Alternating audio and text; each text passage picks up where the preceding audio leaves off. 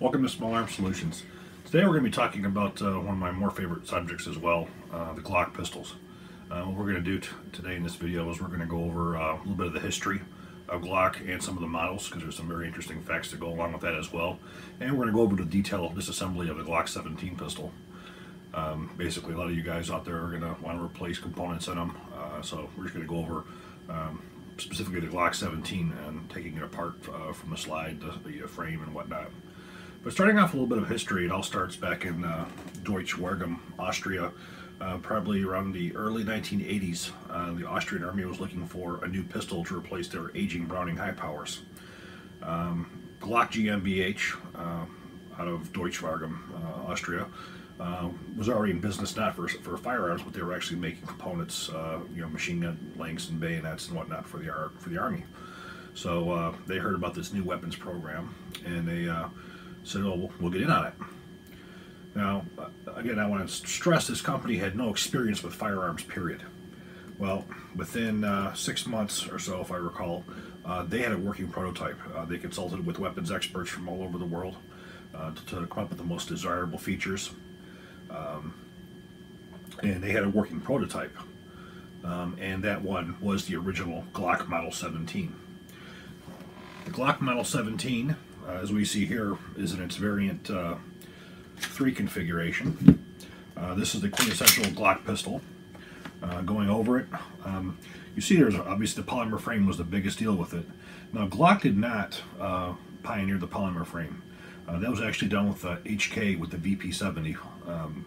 However, that was an extremely unsuccessful pistol, and it wasn't due to its polymer frame, it was just due to the fact that the trigger felt like a staple gun.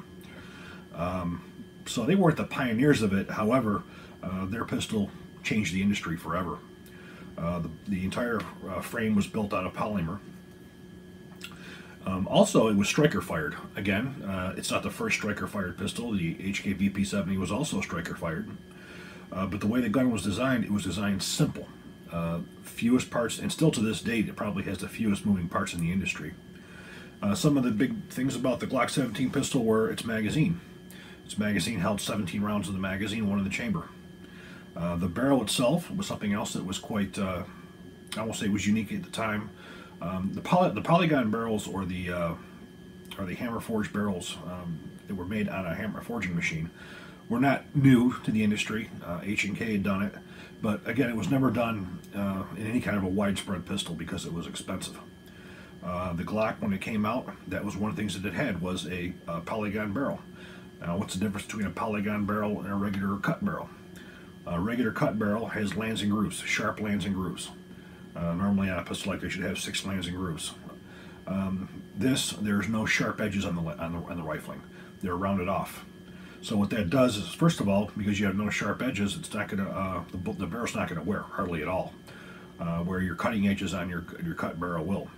It also has a tighter choke to it, meaning the barrel's actually tighter, so the bullet forms a better gas seal. So a lot less gas will actually slip past it. You're getting more burn. You're getting a little bit higher velocity as well. Easy to clean, because again, it's not stripping or cutting off any material. There's really only 2 negatives to it. One was you can't fire lead bullets in it. The lead, even the hard cast bullets, would lead up, and it could cause a catastrophic failure in them. Number 2 was only for people who were in my field when I was in forensics. The Polygon barrels are very difficult to identify, to be able to match under a microscope. It certainly can be done, but it is much more difficult to be able to identify, because again, it's not cutting into them. And I can definitely tell you, in my career in forensics, I did have occasions where I was able to match the bullets, but it was mostly police officers' guns who were pretty heavily worn, or probably had more marks in them from cleaning them than it did actually from firing projectiles. But those barrels would last indefinitely. I've had several Glock pistols that I've got well over 10,000 rounds through, and in fact, when I was working with Laser Max, pull around, say 1994 or so, in that area in there, I had one Glock 17 pistol that I documented 76,000 rounds out of. Everything was the same with the exception of the hammer return spring, or trigger return spring. And the accuracy was no different on the first magazine or it was on that last magazine. It just lasts forever. So the first model was the Glock 17. It was designed for military purposes, military, not necessarily law enforcement or commercial at the time. That was its primary purpose. It had some unique features also with it, with the proper primer cups. This thing would fire underwater, and it would fire underwater semi-automatic. Now, mind you, you are going to be firing, full metal jacket ammunition. You're not going to fire hollow points underwater because the projectiles can blow up in the barrel because the water's going to start opening them up immediately. So you use a full metal jacket projectile. However, firing underwater, within 6 to 8 inches, the bullet's pretty much going to be stopped. Maybe even you'd be lucky to get 10 to 12.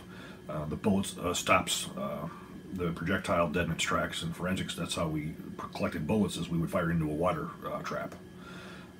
But if your target was right up alongside you or close to you, it certainly would piss them off if they got hit by it.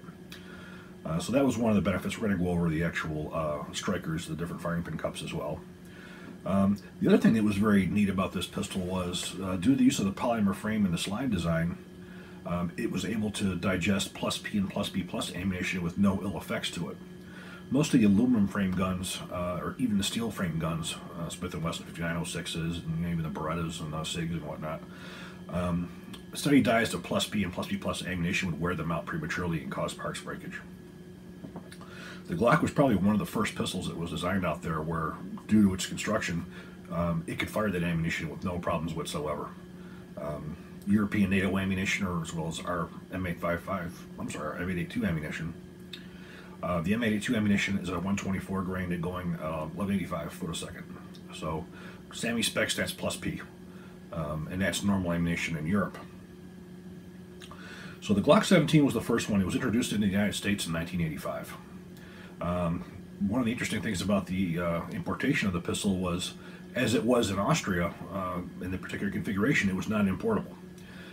It actually had to have a couple additional features on it to make it importable. So Glock introduced their fully adjustable rear sight, which is basically for match type shooting or competition type shooting. And also the trigger, they had to go from a smooth trigger on the face to ridges. They would make a match type trigger. The point system is very interesting. We're going to talk in a little bit about the 380 coming up, where the point scale comes in as well. So once it was imported, the rest is history. The last number I heard was well over 60% of law enforcement in the United States are using Glock pistols. They're able to accomplish with a lower cost and give people a pistol that is probably, without a doubt, one of the most durable in the industry. They last forever. They're anti-corrosion. The original pistols that were finished in Austria had an incredible finish on it. It's almost as sharp, it's almost as hard as a diamond.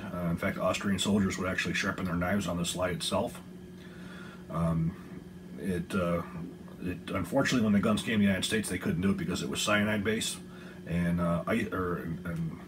OSHA would not allow it. So there was a different process that was done over here in the United States. It's still a blackening process, but it's not quite, I don't believe it's quite as good as the original finish that came out of Austria was. So we're going to go talk about a couple of the other models as well. This was the full size. The next one that came out was the compact version, which I have here. This is actually in the 45 gap, so this is basically what the frame would be in 9mm. 15-shot magazine. It proved to be very popular as well. After the Glock 17 and 19, the next one that was on the radar was for the American market was the good old American 45 Auto. However, there was another ripple in the industry at that time. That ripple actually was the release of the 40 Smith & Wesson. 40 S&W came out of the FBI trials. They were looking to replace their handgun, and they looked at the 10mm. They liked the 10mm Smith & Wesson. However, the 10mm cartridge was an extremely powerful cartridge, a lot of recoil. A lot of their agents had a very difficult time with it. So they tamed it down to what they called the 10mm FBI, which they shortened down the cartridge case, reduced the power of it, and went from a 200 grain bullet down to 180 grain bullet, and that is what we know now as the .40 S&W. Now, even though that was a joint effort between Smith & Wesson and Winchester, Glock beat them to the punch on being the first to release into the market an actual 40 S&W pistol, and that was what's known as the Glock 22. This particular Glock here is a Gen 4 model. We're going to go over the generation guns after we go through this little bit of history here. The Glock 22, this was an actual Gen 2 pistol that was the first one to have that. Came in a full size and a compact. The compact was the Model 23. The Model 22, the full size, held 15 rounds of 40 S&W ammunition, which was an incredible amount of ammunition for that same package.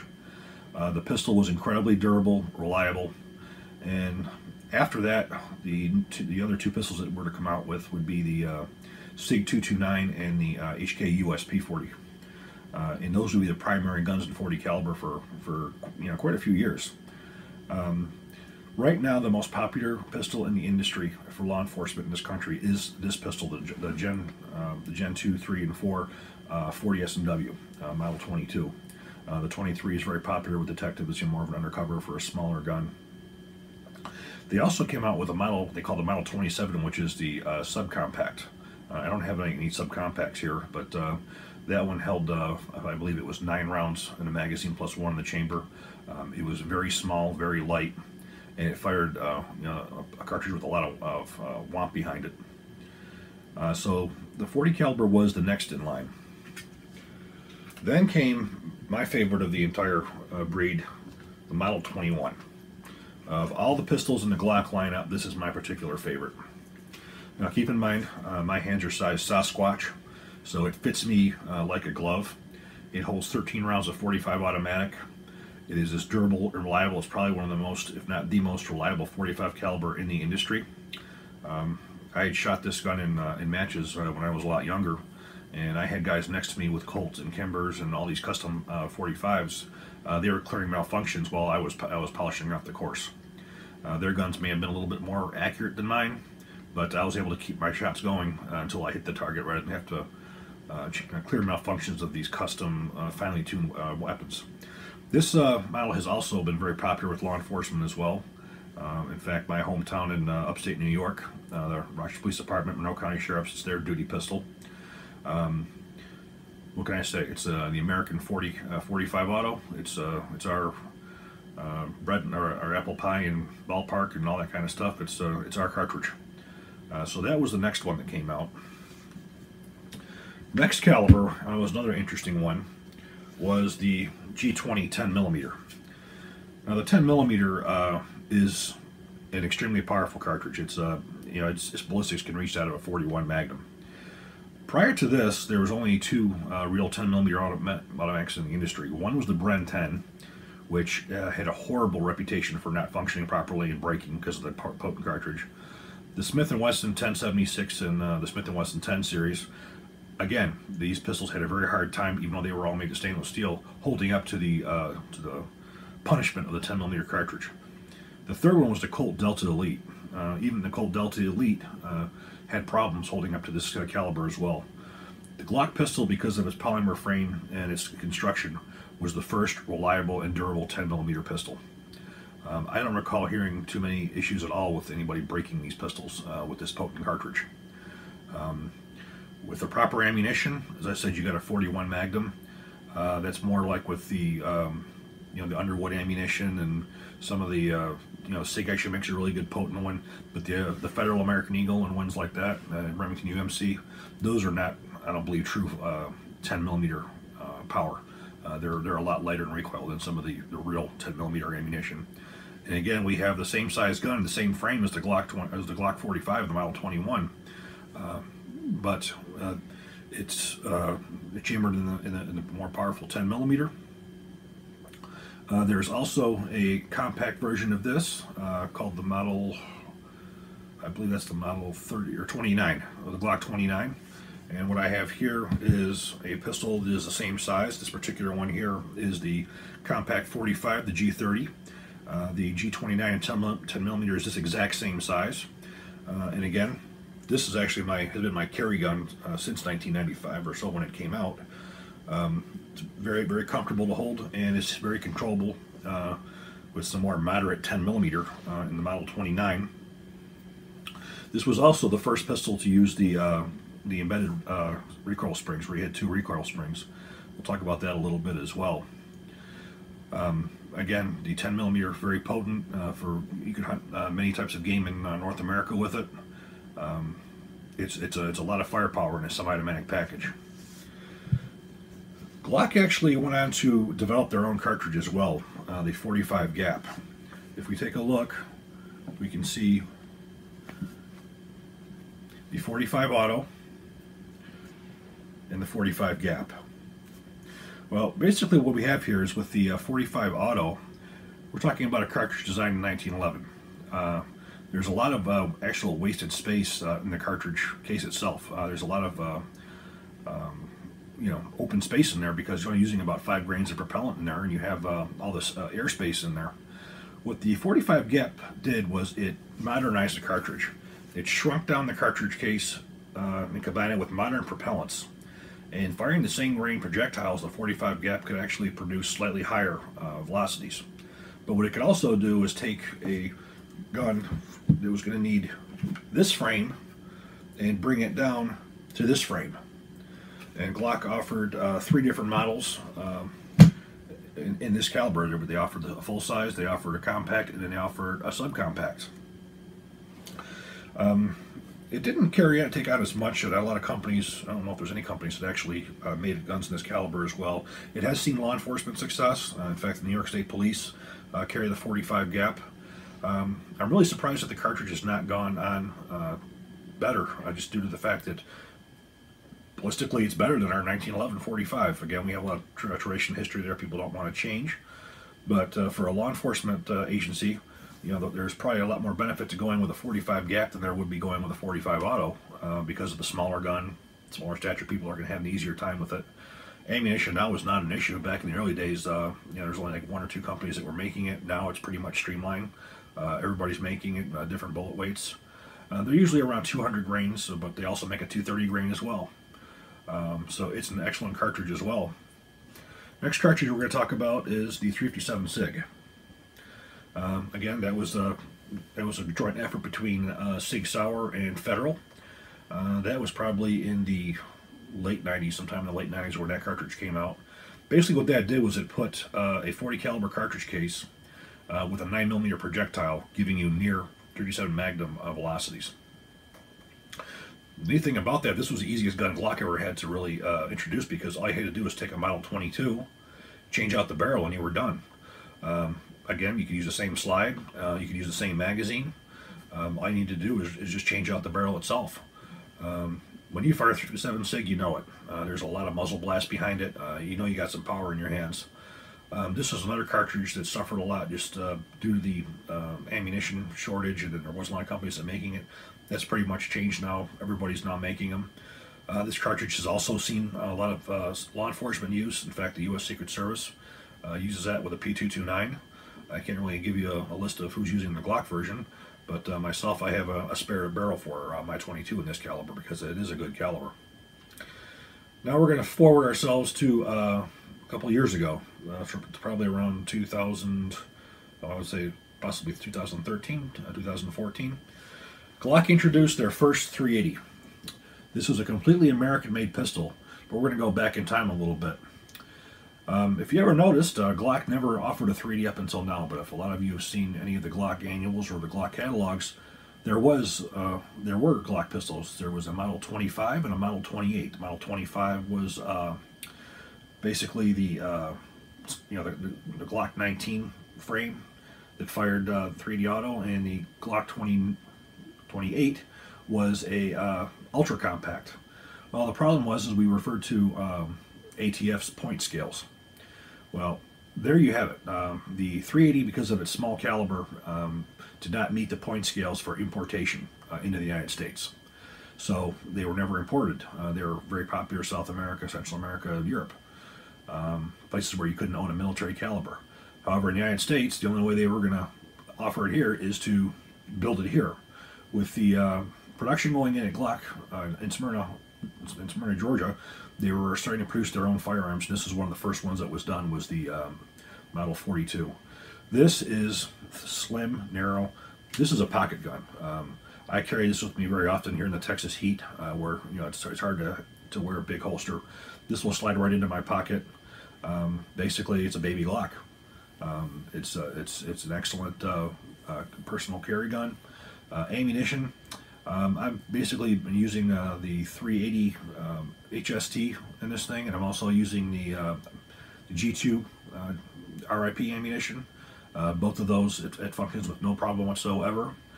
Some of the ammunition you do have to test with it, because I have had other ones where I've had problems with failures to feed. So it seems to be a little more finicky than the rest of these. The rest of these guns, I can't give you an ammunition that doesn't work in them. Everything I've tried, and I got a pretty good selection of different types. I never had any malfunctions. This one's a little bit more finicky than the rest of them. My original intent when I bought the 42 was actually for my wife. She enjoys shooting the Glock pistols, but she has a hard time handling. She has very small hands. And I got this one, and she absolutely loves shooting it. She's actually planning on getting her concealed carry license down here, or CHL in Texas, in the very near future. So this will eventually be her carry gun. In fact, my sister-in-law, this is also her gun of choice as well. Flat, easy, easy to control. It's easily hidden, whether you have it in a purse or you have it on your person. Lightweight. There's actually even a device that's been put out that actually helps cock the slide on this for anybody who has a hard time pulling the slide back on these. My wife has practiced, probably more than she would like, to actually be able to manipulate the slide to load and unload. Now we're going to go over more details on the pistol itself. As you see, there is no external safety, and also the fact that the frame is polymer. However, the frame is polymer and the slide is steel. So one of the early, I want to call it a joke, but people thought they would actually pass through airport metal detectors, which is a complete and utter false. So there's more steel in this gun than there is polymer. So there's actually no way that it would not go through, it would pass through a metal detector undetected. And also, no manual safety. For some law enforcement agencies and some people, this was a problem.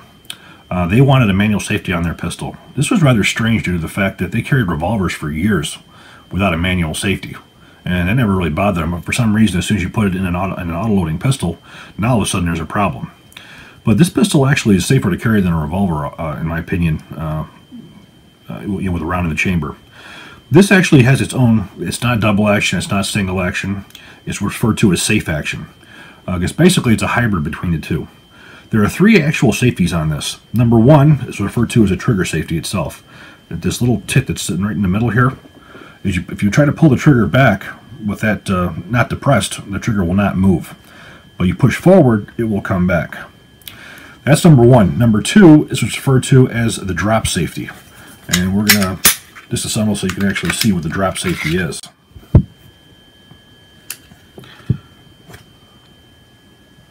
It's very difficult to see.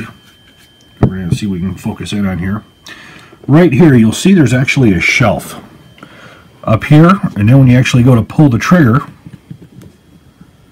the shelf drops down. Now right here, which is the trigger bar, this right here is what actually catches onto the striker to draw it rearward in a fully cocked position. So as you pull the trigger, it draws the striker all the way to the rear. Then once it hits its rearmost position, it drops down and then it releases the striker. So that's number two. That's called the drop safety. Until that's fully to the rear, you cannot release the striker. And number three is what's referred to as a passive firing pin block. If you notice in the breech face right here, as I try pushing the firing pin or striker forward, it cannot protrude. But if I was to depress the firing pin block, now it can go through. Right here. As you see, when I pull the striker back to the rear, it will disappear into the breech face. Now it can't go forward again. So, right on the frame itself, we see this large notch right here. As the trigger is pulled to the rear, you can see how that pulls forward, or pulls rearward. As it does, it lifts upward, disengages the firing pin block, so at the time when it comes back, first, number one, disengages the firing pin block. Number two, it engages the drop safety, and then it's able to fire. Once the pistol is fired and you choose to return it to its on-fire condition, as the trigger bar goes forward, number one, it re-engages the drop safety, then it re-engages the firing pin safety, and then it re-engages the trigger safety. So as you release the trigger, all the safeties re-engage. So every time you release the trigger, the safeties re-engage. So These pistols have been dropped from helicopters, they've been thrown up against walls, and there's been no issues with them whatsoever. So this is, you know, I've carried this pistol forever. I've never had an accidental discharge. It's quite simple. If you don't want to fire the pistol, don't touch the trigger. Same way with revolvers. No manual safety. If you don't want it to fire, you don't mess with the trigger. We're going to go over a little bit some of the generations of these pistols now as well. The first model was the Generation 1. The Generation 1 was the one that had this particular pebbling all around the grip. There was no 1913 rail. Other than that, the pistol looked pretty much identical. When the first pistols came in, there was an issue found with the trigger mechanism. So Glock did a mandatory, well, it was mandatory, they sent out flyers and everything to everybody, let people know if you had a serial number range that you needed to retrofit with a new trigger group. You can tell that if you have a Gen 1 or an early Gen 2 that has a trigger mechanism that's black in color. If it's an updated one, it'll actually all be nickel-plated, or appear as nickel-plated. Now, the original Glock 17 had a magazine that normally would not drop free. In this frame, it actually will, but the original ones didn't. When they're loaded and this is swelled up, it would not drop free, and it was designed that way. Because again, it was a military pistol, and the thought was that you're not going to be losing it in the snow. So they wanted to make sure that you actually, when you drop the magazine, you had to pull it out, rip it out with your hands. However, once the gun got to the American market, that wasn't the case. American shooters did not like the fact that the magazines did not drop free. So then they went to the Generation 2.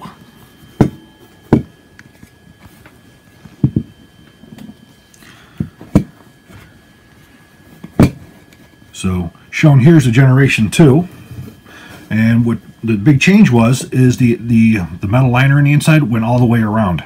So that prevented it from swelling, so when you would hit the magazine release, it would drop free. So this would be referred to as the Generation 2. So Generation 1 has like a horseshoe. It does have a metal plate in the back, but it doesn't wrap all the way around. Generation 2, it actually wraps all the way around. And then we have what's referred to as a Generation 3.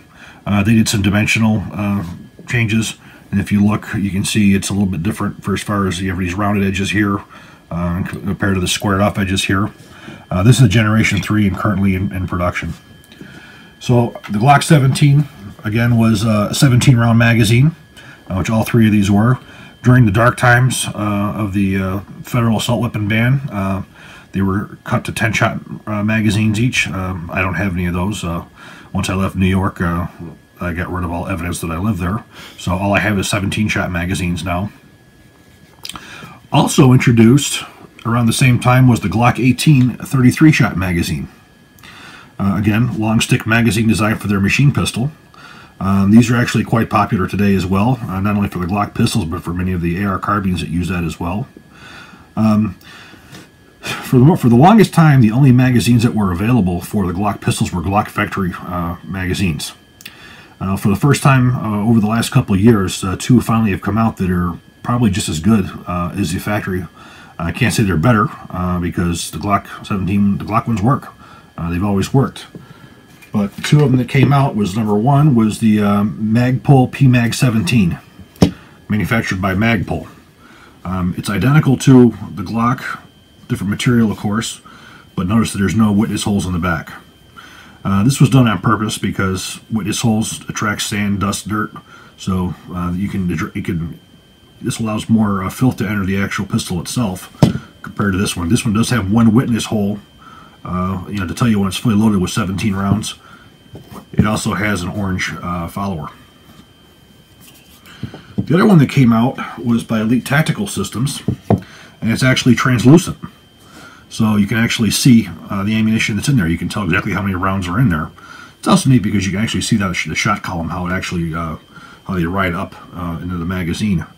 This one here also I've shot quite a bit. I've never had any malfunctions with it. The PMag, I've drank the PMag Kool-Aid since they started. I think they make some of the best magazines in the world. So I use those also. Gives you a little brief history of the magazines.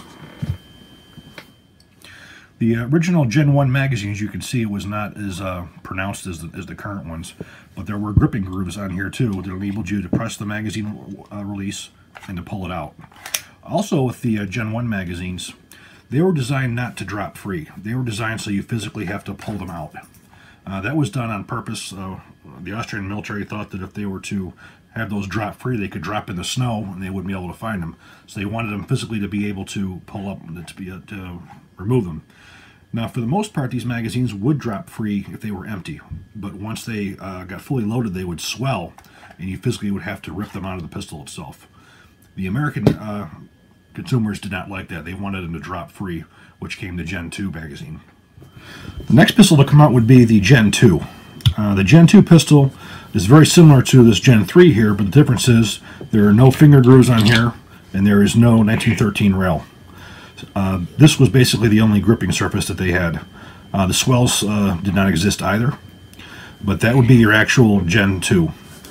This is the Gen 3. Again, the biggest additions were having the gripping grooves in the front here, in addition of the 1913 rail. Along with that, Glock came out with their own series of lights. There was three different ones. Number 1 was just a flashlight. Number 2 was a flashlight laser combination, and number 3 was a combination of all of them, which also had IR. So obviously the IR one was only available to law enforcement and military. This particular one is a flashlight only, but that would slide right onto the rail itself, snap in place, and it was very easy to access. So you could have momentary, and you could also have continuous. And on the laser, you had actually an adjustment in the bottom where you could have laser only, flashlight only, or both of them at once. So those were neat as well. This one's actually quite old. I've had this one for quite some time and still works fine. It's not as good as the newer LED versions, but it still works. The newest generation is the actual Gen 4. We see here's a Gen 4 in 40 caliber. The main differences are, first is removable backstrap. By depressing this pin right here, you're able to remove the backstrap, and there are, I believe, 3 different sizes that you can have to increase it. I think I have the medium one on here again because I have rather large hands. So that was, but the biggest changes were actually inside the pistol.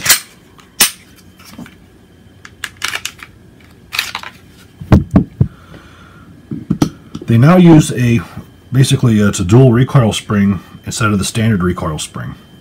The Gen 1 utilized this, but it was not captive. The Gen 2 introduced the captive recoil spring. Also notice this is a flat recoil spring too. It's not the same kind of braided that this is right here. It's actually flat. This is an extremely durable spring. You'd probably get at least 5,000 to 6,000 rounds easy out of this recoil spring here. What this does is it takes away some of the recoil and also takes away some of the impact on the frame. In 9mm, you know, I shot that. It didn't really seem much of a difference. However, in the Model 22, absolutely did you feel a difference in recoil. The perceived recoil with the new Gen 4 spring was a lot less. It was noticeable. The 10mm, extremely noticeable. The 45, it was noticeable, but the lower 9mm, you really didn't see it. Some people would say this does not look as durable as this one here. I can honestly say that I have not had any issues with them yet. There was, when Glock first released the Gen 4s, there was a recall on these springs. I forget which models that it was. I don't know what the issue was, but you know, you provided them the serial number. They would send you a new one, and you would send your old one back to them. I did that with my first pistol, the first Gen 4 that I got. Now I have a Gen 4 21 and a 20. Now let me say that prior to this, when the Glock 21 first came out, I did have one. I did trade that or upgrade it to the Model 21 in Gen 4 because I did like this feature. I also like the feature with the 1913 rail. I have owned the Model 27, which is the 40 caliber subcompact, our minigun there. And again, my hands were so large that it just crawled out of my hands when it shot. It was just too small for me. I have had a Model 23. However, I carried a Model 23 until 1995 when the Model 30 came out. And once the Model 30 came out, that was it. That was my carry gun most of the time. If it was wintertime or I was wearing heavy clothing, I would go with my Model 21. but those are those are the models that I have owned. I didn't get rid of any guns because they had any problems. I only upgraded to the Gen 3s, then the Gen 4s, and then the only one I ever got rid of that I didn't like was the Model 27, and it was for no other reason than it was too small for me. What we're going to do now is we're going to go through the basic stripping. First, we're going to go through field stripping for normal maintenance. Then we're going to go through detailed disassembly of the Glock 17 pistol. Pretty much all Glocks are the same. For as far as the frame's concerned, there is no reason to disassemble it unless you're going to be replacing the slide stop, for instance, right here. I chose to go with Glocks extended. This was intended as a slide stop, not a slide release. It was intended to, when you were to reload from the top, you would actually hit this and go like this. It was never intended to be used like this. However, again, the American market, they demanded it, so they were given it. Another nice feature of the Gen 3s that came out with was the actual live cartridge indicator. Right now, you run your finger across, it doesn't catch. So that tells you that it's unloaded. If there's a round in the chamber that would stick up, you'd be able to see it as well as you'd be able to feel it. Okay, for disassembly, the first thing we're going to do is we're going to ensure that the pistol is clear, which it is. We're going to point in the same safe direction. We're going to pull the trigger. We're just going to pull back like so, pull down on the disassembling latch lever, pull forward. So now we have the frame and the slide. Set the frame aside for now. Now we push in and lift out on the recoil spring. To remove the barrel, we push in and lift out. So now we basically have the slide itself. For the slide, we're going to go upward. We're going to take our tool and we're going to push down right here. That will get pushed down. We're going to slide that back, remove the back plate. Now we can remove the striker assembly. Now we can remove the extractor spring and buffer. Now we can push inward on the firing pin block. Now we just dropped out the extractor. Now we can just tap.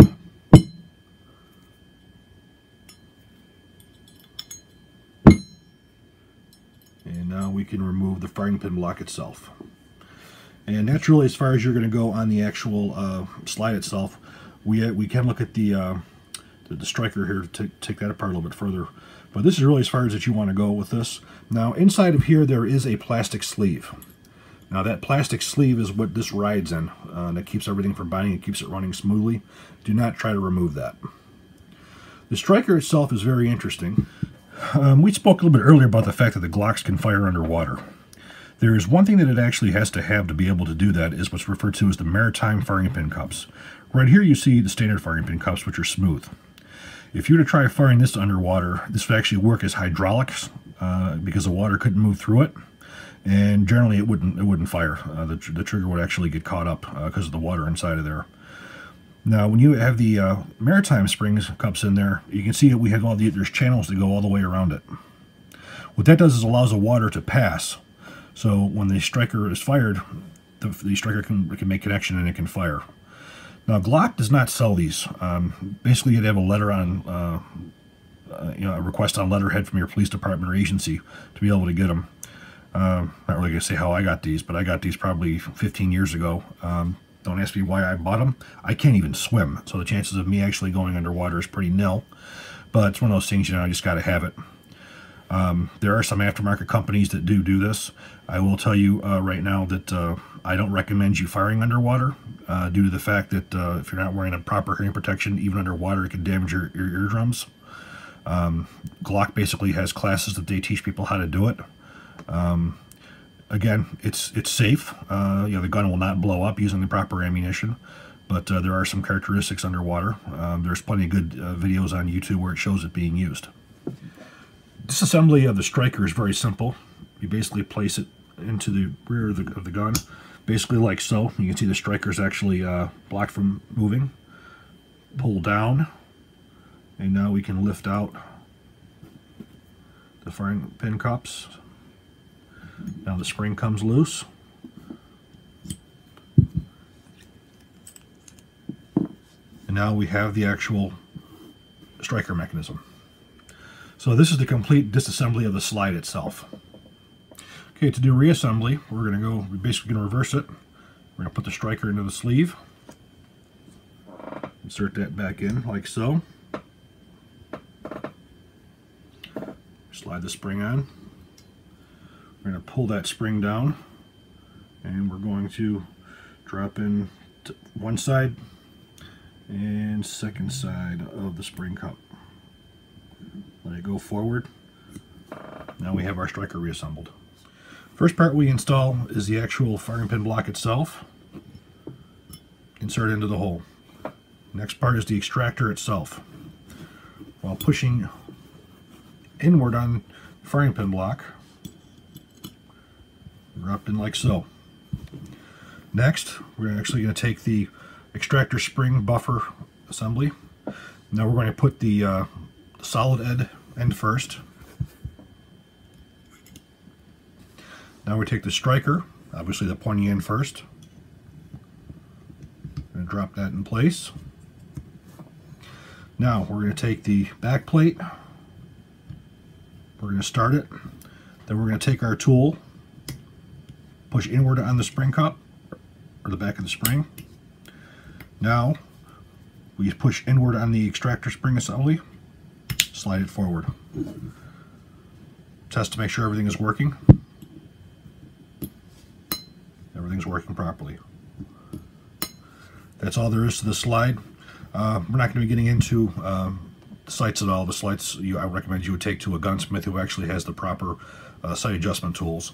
This particular pistol has the Glock night sights on it, which this is done with a regular adjustment tool for the rear, and this is actually crimped in place. But that's as far as we're going to go with the actual slide. Looking at the frame, Glock frames are pretty much all the same, with the exception of the 42 and the 43. We're not really going to get into those, but we're going to get into the regular ones. Now, looking at the frame, there's two pins right here. This top one here, on the original Glock Gen 1 and Gen 2, on the 9mm, did not have this extra pin here. However, once the Gen 3s came out, they all basically went with the exact same frame, and they all use the locking block pin. So again, if you have a Gen 1 or a Gen 2 9mm, you will not have this pin. Everything else that you will. So the first pin, actually this pin here is called the first pin by Glock. It's always the first pin out and always the first pin in. So with your tool, push that right out. Comes out like so. Now we're going to push out the pin that holds in the trigger mechanism housing. And now we're going to take out the trigger pin itself. Basically how this is done is you're going to wiggle the slide stop until it comes loose. Now we're going to go ahead and lift out the slide stop. Now we're just going to push upward and remove the locking block.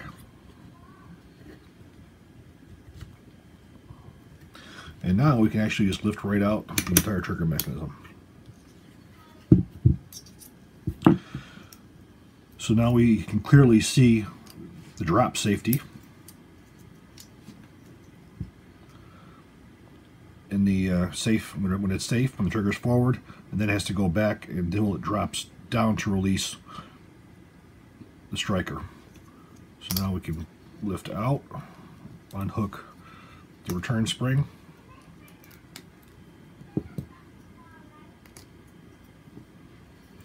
and right here we have the actual connector itself.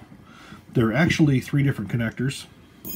The one that's standard, and we have one that's heavier, which we can see by there being a plus on it right here. This is used to get a much heavier trigger pull. And there's also one that has a minus on it. That's the one that gives you the 4.5 trigger connector.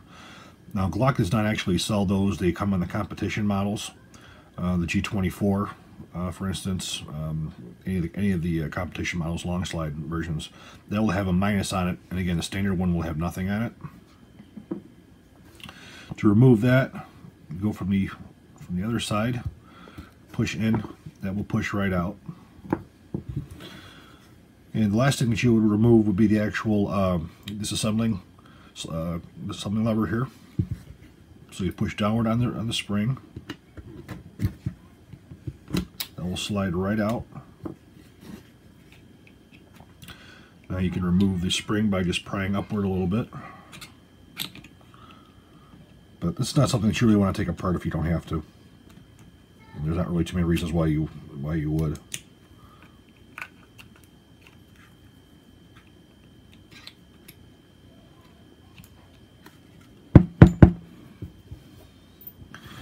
And the last thing, I'm not actually going to take it apart, is the magazine release button. Basically all that you would do is you would stick a screwdriver in there and you would push over. It's a spring, it's a single post spring. Push it over into the notch and it'll allow it to go to be removed. Again, I'm not going to bother doing that. But right here you see your basic components. Again, your trigger itself, disconnector, trigger pin. This is the housing pin for the trigger mechanism housing. Then you have the first pin, the connector. This is the disassembly latch, trigger return spring, and the locking block. Now we're going to talk a little bit about the trigger weights themselves. The Glock pistol allows you to change trigger pulls as well. Due to New York State being the state that it is, having to have a lot of lawyers, the New York State Police required a much heavier trigger pull than the standard 5.5 that Glocks produce. So what you basically run into is three different types of return springs. One, you have the standard, which you would use with the standard 5.5 trigger with the standard connector, and then also by using the standard connector and using the New York State 1, you're going to get 9 pounds, and by using the New York State 2, you're going to get 11 pounds. And if you wanted to combine the plus connector with the standard spring, you're going to get about 8 pounds. So depending on what your requirement is, from my experience, New York State was the only place I ever saw that actually used the 9 and the 11 pound. Quite frankly, it's extremely heavy and definitely has an adverse effect on your accuracy. But nevertheless, you know, your customer does want it, so you provide it. Again, when you're using the New York State 1 or 2, it replaces the standard trigger return spring. Next part we're going to take a look at is the slide stop. Now, if you notice this little tooth on here, if you were to have a Generation 1 or a Generation 2 9mm, it will have to have this little tooth on here. This is for use without the first pin. Now we have two different models. We have one that's a standard slide stop and one that's the extended. As previously spoken, the Glock pistol was not designed to use the slide stop as a slide release.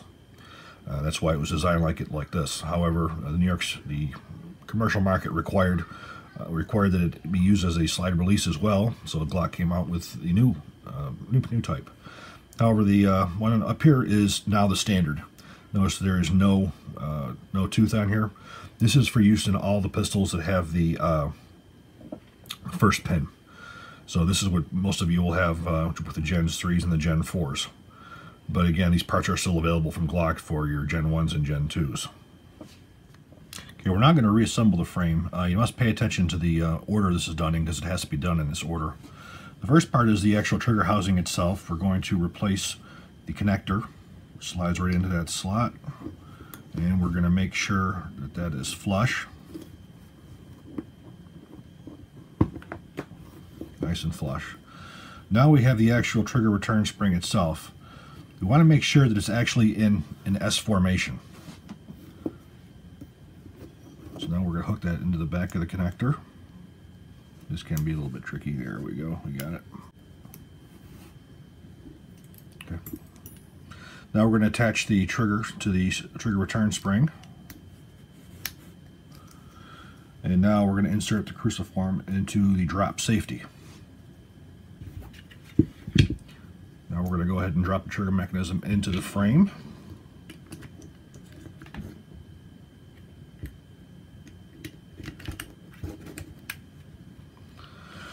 Okay, we're going to put in the main trigger housing pin, which is the polymer pin. We're going to flip it over. Now we're going to put the locking block itself in place.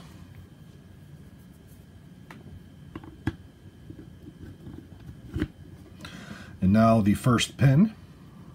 which is going to go on the top.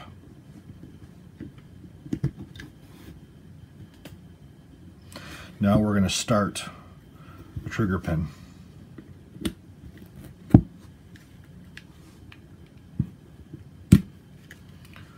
Wiggle that in place until it starts to move.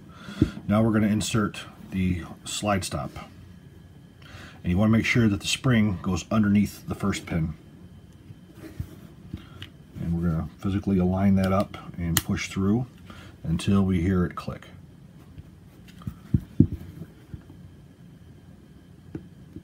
There we go. The last part to install is the slide lock itself, which we take the spring with the bent end forward, drop it in place, and we're going to take the pin, drop it like so, and we put in the slide lock itself. We want to make sure that the groove part is facing you.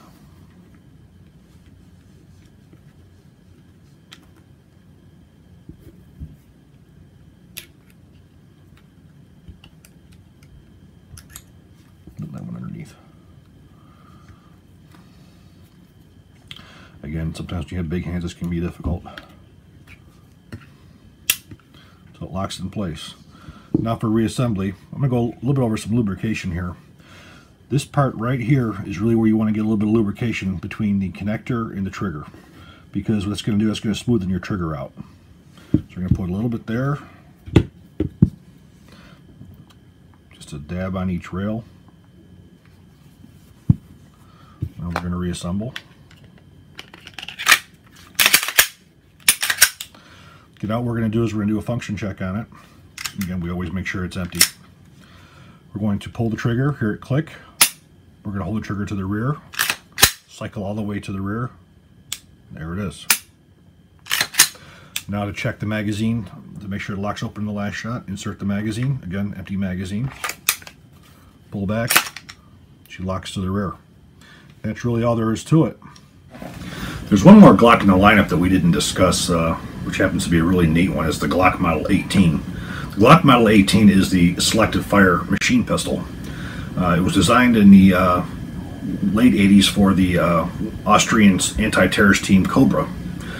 Basically what it was an exact, just like a Glock 17. The big difference was on the left-hand side there was a selector lever. It went either safe or fully automatic.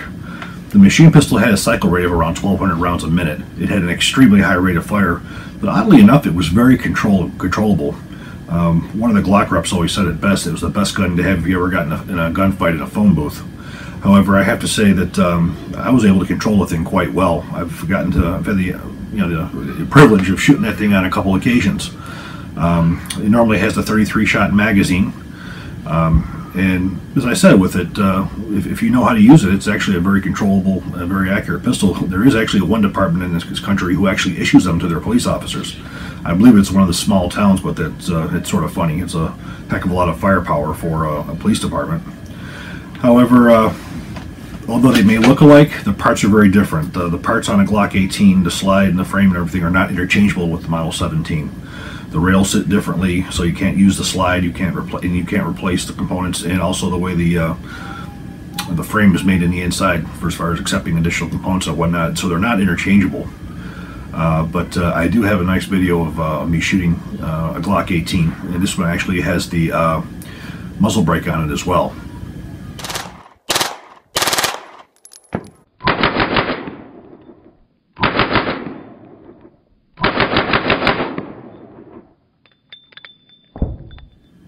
The Glock pistol is undoubtedly the most popular pistol in the country, and throughout the world. Military, law enforcement, all over the world. It's a pistol that has built its reputation on its simplicity and its durability. This video was just meant as an overview. Just want to overview a little bit of the history of the pistol, where it came from, some of the top models, and then also talk a little about how to disassemble it. I will recommend to anybody who is in military law enforcement using this pistol, do not put any non-Glock parts in your gun. Do not put any non-Glock parts. The gun is set up so it will function in any condition, any weather condition, reliable and durable. When you start messing with some of the components and putting in some of the aftermarket components, first of all, Glock's not going to honor the warranty, and second of all, you're risking the durability or safety of the gun. The same thing with the triggers themselves. The reason Glock doesn't sell those light connectors or the minus connectors with a 4-pound trigger pull is they believe that that can be just a little bit too light, where you may have an unintentional discharge. The 5.5 pounds is pretty much standard throughout law enforcement. You know, for instance, the M16 triggers are generally are 5.5 to 8.5 or 9.5 pounds. So it's a reasonable trigger. You know, don't have to go crazy and go with the New York State 1 and 2 because those make the thing shoot men at a barnyard door. But I hope you enjoy this video. This is a very comprehensive on the Glock pistol. Thank you for watching, and if you enjoyed this video, please click like and please subscribe. Thank you.